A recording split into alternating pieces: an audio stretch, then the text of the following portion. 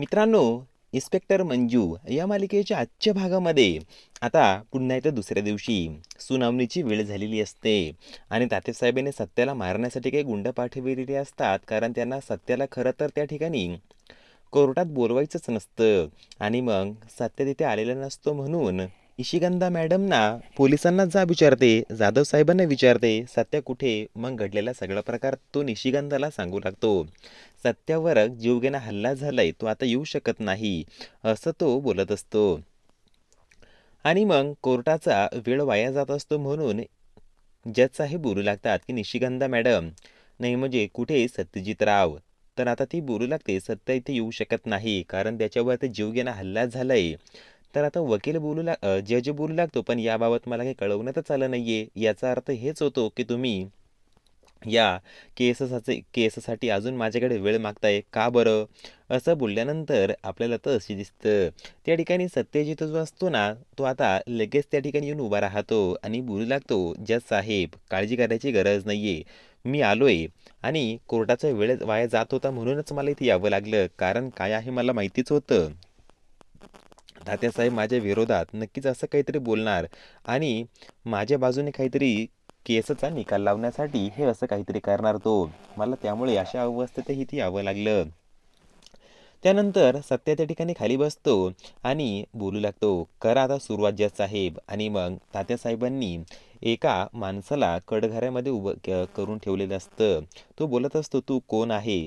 तो बोलू लागतो, मी विश्वास आहे आणि मला सत्याचं ना त्या ठिकाणी माझ्याकडे ते अंमली पदार्थ विकत घ्यायला यायचा आणि ट्रकमध्ये घेऊन जाण्यासाठीही त्यानेच मला ही आयडिया दिलेली होती.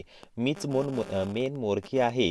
माझ्याकडूनच सत्या अंमली पदार्थ घेऊन जायचा असं तो बोलत असतो. सत्य उभा राहतो आणि डायरेक्ट बोलतो, तात्यासाहेब अहो काय बोलताय तुम्ही, हा माणूस खोटं बोलतोय. आणि जज साहेब मी सांगतो ना तुम्हाला, अहो या माणसाला मी ओळखत सुद्धा नाही. तर तो बोलू लागतो, बघा किती खोटं बोलतोय हा माणूस. त्यानंतर पुढे आता निशिगंधा मॅडम त्या माणसाची चौकशी करू लागते आणि बोलू लागते, मला सांगा किती वर्षांपासून तुम्ही या धंद्यामध्ये उतरलात बरं. तर तो बोलतो की 10 वर्षापासून.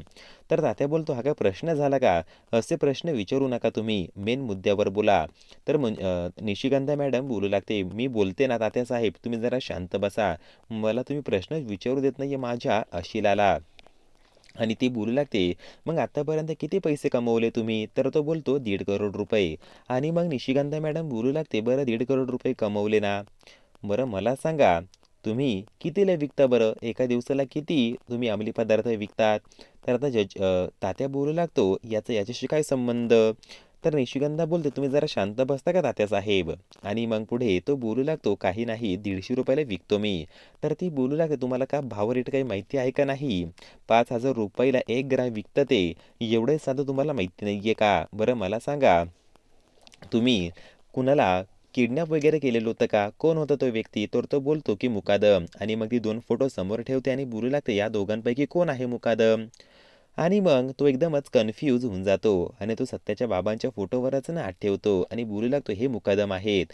आणि तिथेच गेम पलटी होतो. तात्यासाहेबांचा डाव आता सर्वांच्या समोर येतो, कारण मुकादम तो नाही तर दुसराच असतो. आणि ते आता जज साहेबांना दाखवू लागते, बघा हा माणूस साफ साफ खोटं बोलते दिसून येते यातून, कारण मेन मोरक्या हा नाही तर हा आहे मुकादम. याचा अर्थ तात्यासाहेबांनी खोटा आशिल आपल्या समोर उभं केलं जज साहेब. आणि मला असं वाटतंय ना की त्यांना याची सुद्धा ना शिक्षा मिळायला हवी. खोटे आशिल इथे येऊन सत्यजित रावांच्या बद्दलच ना इथे वेगवेगळे प्रश्न निर्माण करून त्यांच्याबद्दल गैरसमज निर्माण करताय. खरे मोरके हेच आहेत आणि यांना अटक व्हावी असं मी तुम्हाला सांगते.